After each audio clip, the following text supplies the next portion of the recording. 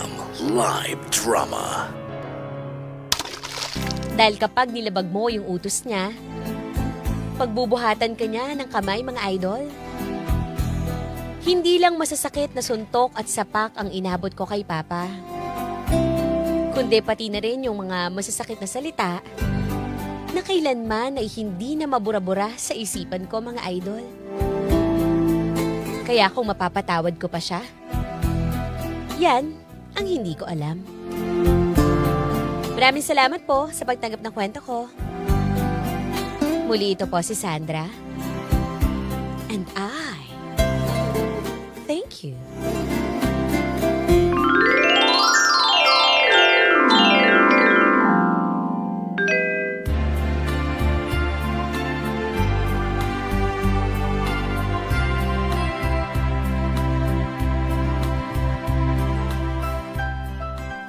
Mahal. Nagbabalak sana ako umuwi ng probinsya para dalawin ko naman yung tatay ko doon. Kasi, kausap ko yung panganay kong kapatid. Lagi daw sinasambit yung pangalan ko. Ganun ba?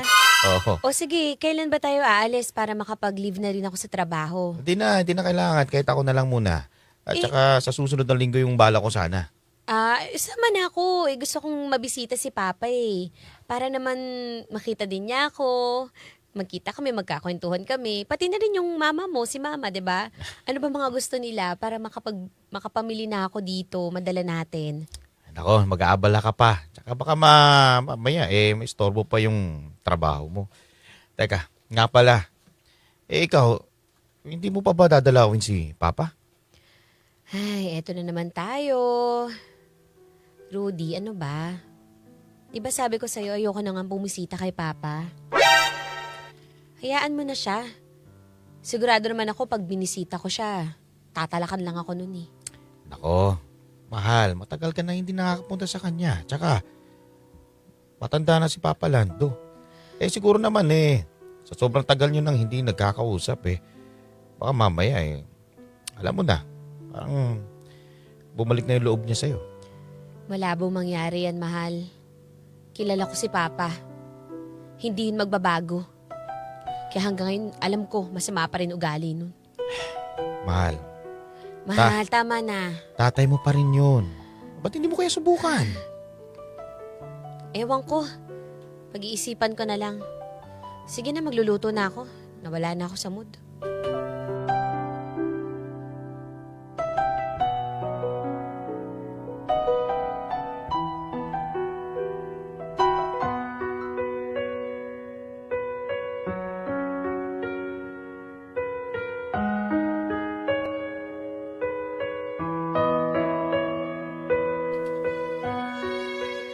Ulila na ako sa ina, mga idol.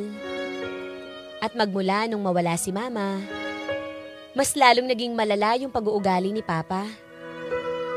Halos marinig nga ng buong barangay sa tuwing napakalakas ng mura niya eh. At hindi pa siya titigil doon, mga idol Nakikipag-away rin siya sa mga kapitbahay sa tuwing nakakainom siya ng alak. Kaya nga nung makatapos ako ng pag-aaral, agad-agad na din akong umalis sa bahay namin, mga idol. Kahit kailan, hindi ko na siya binalikan. Kahit nga minumura niya na ako sa text message at tinatakot ako ni Papa, hindi ko na siya piniling balikan pa. At ngayon may pamilya na ako. Nandun pa rin yung takot ko sa kanya. Pero, susubukan ko na rin kung magkakaayos pa kaming dalawa.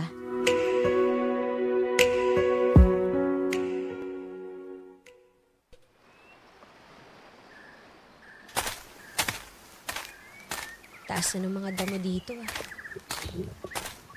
Pa! Pa!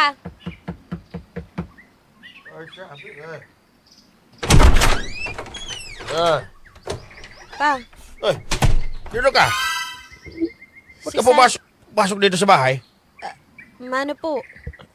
Ano ba Si Sandra to, Pa. Ang magaling ko palang anak.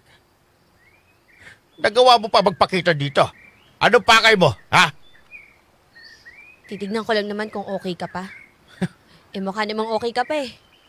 Tignan mo, nga aga-aga, nagiinom ka. Tignan kung okay ako. Nandito ka para kawan ako?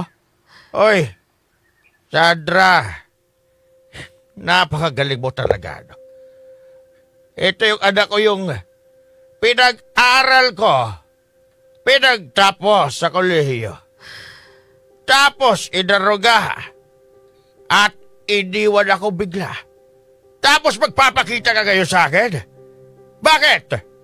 Pinapakita mo ba sa akin na nagbabakaawa ako sa'yo? O kakawaan mo ako? Hindi naman sa ganun pa. Gusto ko lang namang malaman kung okay ka dito. Okay ako dito. Hindi ko kayo kailangan. Lalo ka na. May gana ka ba magpakita dito sa pamamahay ko? O ano naman ba? yun? Nakita mo naman O ito yung kalagayan ko. At kaya ko mabuhay kahit wala ka. Nagiinom ka kasi ang aga-aga eh. Wala kang pakialam. Uminuman ako ng maraming alak. Ha? Lumayas ka na. Ayoko nang makita yung pagbubukha mo. Hindi kita kailangan. Ano ba pa? Pumunta ako ng maayos dito ah. Ba't naman ganyan yung trato mo sa akin? Ganyan Hindi. ka pa rin ba? Hindi ka pa rin nagbabago? Ano ba ang babaguhin ko sa buhay ko? Matapos yung ako nga. Iwanan. Hindi ko na kayo kailangan. Halina, umalis ka na. Wala ka na talagang pag-asa. Alis! Alis na! Ang ginagalit mo talaga ako ah! Umalis ka na sa paningin ko!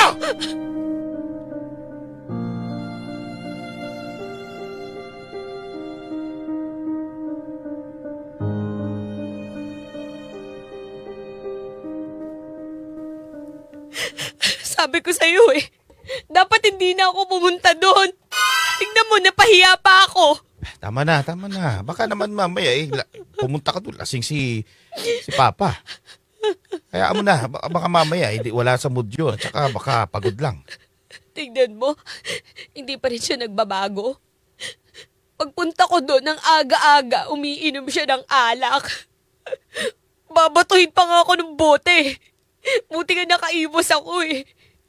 Ganyan pa rin siya hanggang ngayon. Ako, mahal. Intindihin mo na lang si Papa. Lasing lang yun. Tsaka subukan mo ulit pumunta doon. Tingnan mo muna kung nakainom ba siya o hindi. Para saan pa? Para saan pang babalik ako doon? Ha? Para ipahiya yung sarili ko. Hindi na. Sandra, tatay mo pa rin si Papa. Kinalimutan ko na. Pwede ba? Huwag mo na siyang panggitin. Gusto ko na siyang buray sa mundo.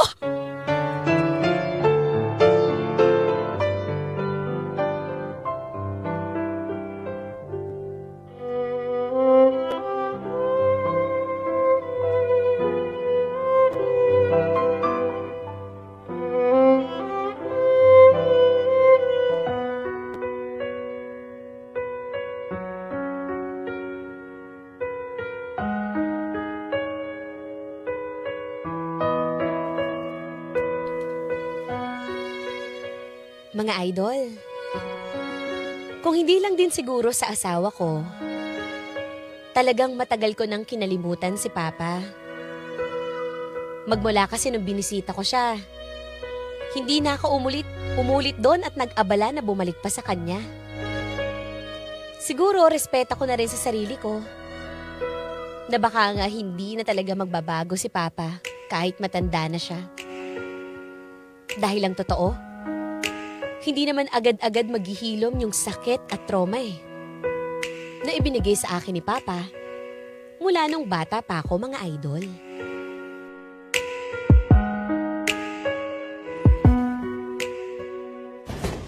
Ay nako, alam mo ba? May chiga ako sa'yo. Nakakatuwa talaga yung binang ko no? Bakit? Unang-una, syempre, ang isang dakilang beke mo na tulad ko, tinanggap niya. Lalo-lalo si Papa.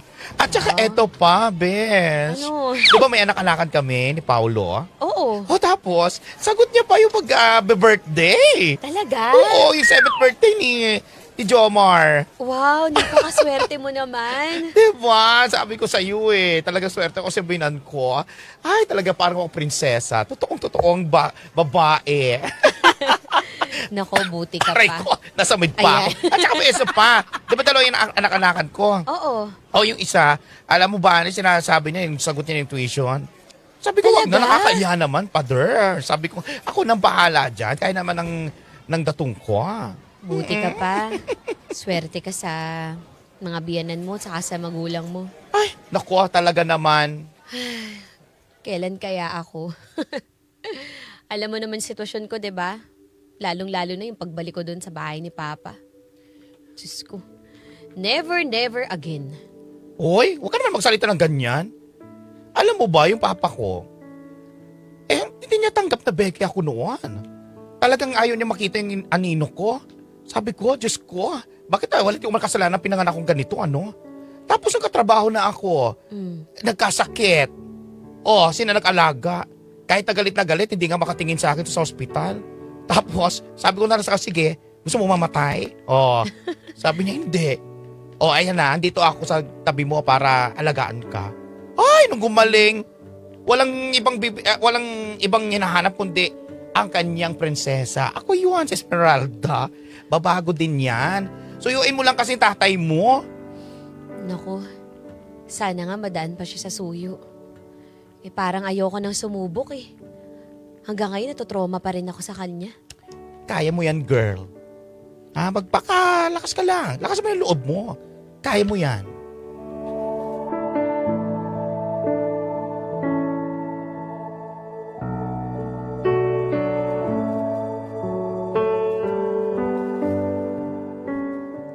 Tama nga yung sinabi mo. Medyo makapal na yung mga damo dito. 'Di ba? Sobrang dumi na dito. Pa! Pa! Pa? Tignan mo, parang basag-basag yung salamin ah. Nga. Iha! Ay, sino yun? Iha! Ay, magandang umaga ho. Asan ho si Papa ko? Si Mang Lando? Ay may anak pala siya. Oho. Ay, okay. Nako, si Lando, ando doon siya sa clinic kayo sa bayan. Ha? Ano nangyari kay Papa? Ala, bakit ho? Paano? May mga tambay rito, nagiinuman nung nakarang araw. Tatay nyo, matapang, di ba? Diyos ko, pinagbabato, pinagtripan. Ayun, sa pulang ulo niya, pumutok. Kaya dinala ng anak ko doon sa clinic para ma-stitchan. Hinimatay yung tatay ninyo, nawala ng malay. Inatake na rin na high blood. Diyos ko, sabay-sabay naman. Nako, mahal, baka puntahan na lang natin si Papa doon sa clinic. Ay, oo. Diyan lang sa bayan, puntahan ninyo. Kitang-kita naman doon. Ando ng anak ko. Siya naman nag-aasikaso. Naku, napakabait niyo po.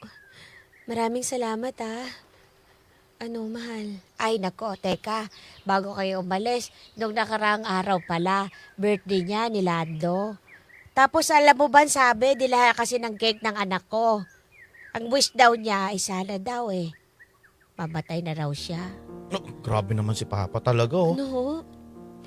Gano'n naman yun Diyos ko, nilulunod na sarili niya sa alak. Akala ko nga wala na siya pamilya buhat nung dumating kay rito, may anak pa pala siya. Tignan niyo yung tatay niyo. Kawawa naman niya si Lando Palating mag-isa. Mahal, kailangan mo talaga kausapin si Papa. Salamat ho Ano nga ho ulit pangalan niyo? Ako si Aling Cora. Sige na, puntahan niyo dun si Lando sa clinic. Siguro naman okay na siya. Kagabi pa siya nandoon Sige po, salamat ho.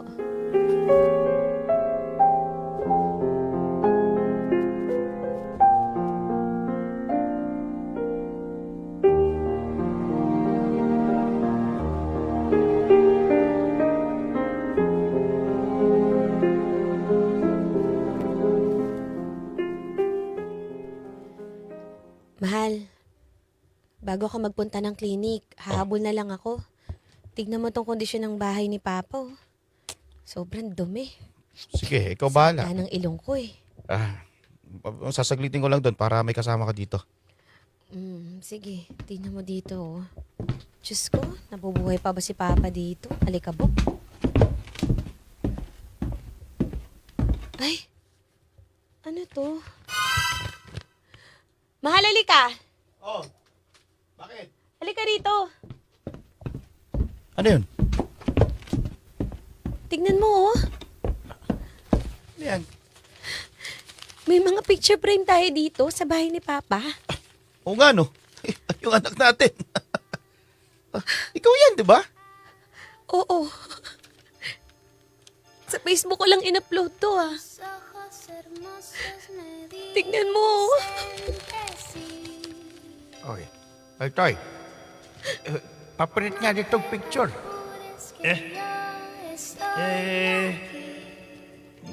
Ilang copy po ito? Ay, dabihan mo. Para ilalagay ko to dito sa kwarto. Para makita ko. Tignan mo yan Yan yung anak ko, si Sandra. Alam mo ba, na maganda yung trabaho dito sa Manila. Oh, accountant to. May pag-asawa pa ng arkitekto. Yan ba? At ito naman yung apo ko. Tignan mo, kamukha ng nanay niya. Diba? Magagandang lahi. Kaya i-print mo. Marami ilalagay ko sa kwarto ko. Valentina, te quiero hasta el fin. Valentina.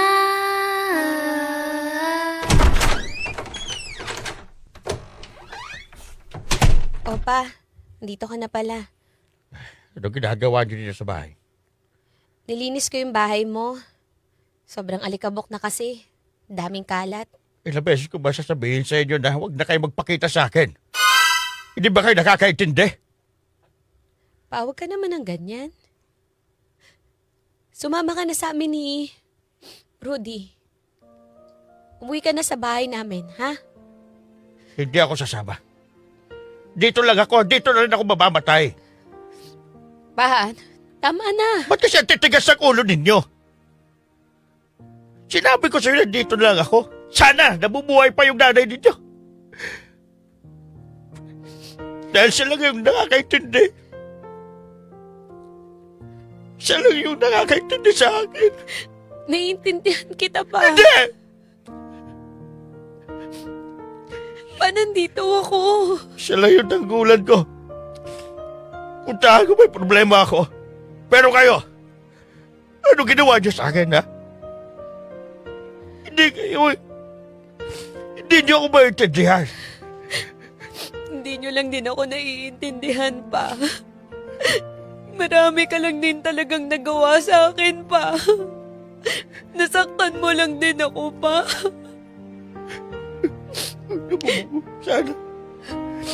Sana nandito lang yung nanay ninyo. Hindi ako magkagaganito. Kayo na nga lang sana lakas ko eh.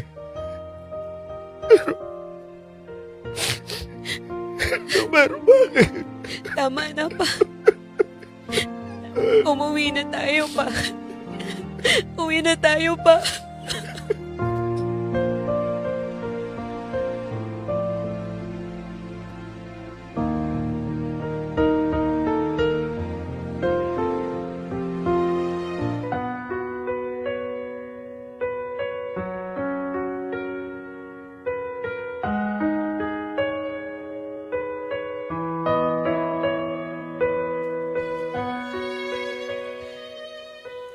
Sa ngayon, nasa pamamalaga na namin ng asawa ko si Papa, mga idol. Sa amin na siya nakatira. At giliw na giliw siya sa pag-aalaga ng apo niya. Sa kauna-unahang pagkakataon, mga idol, ngayon ko lang naramdaman magkaroon ng tatay. Yung tatay na mahal ka. Yung tatay na andyan para sa'yo. Marami man kaming hindi pagkakaunawa ni Papa. Handa ko nang kalimutan lahat yun, mga idol. At hanggang may oras pa kami, babawi ako sa kanya. At ipaparamdam ko sa kanya na kailanman hindi na siya mag-iisa. Salamat po mga idol. Muli ito po si Sandra. Gumagalang.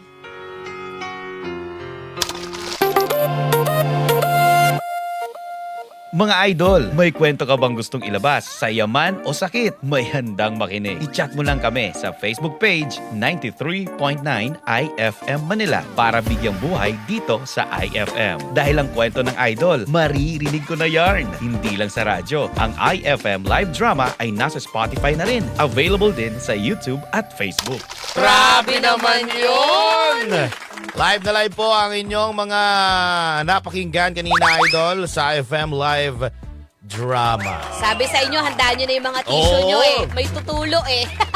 Grabe, talagang tumulo ang aking, hindi po yung kanina, luha talaga. Si Boss Pel, sabi niya habang nagdadrive daw siya, pupunas siya ng kanyang luha eh. Luha. Oo. Luha hindi Luha. ano Oo. Hindi ihi Luha, Tapos ang dami, sabi ni Boss Bong Borillo, na kikinig daw si Nanay Rosita.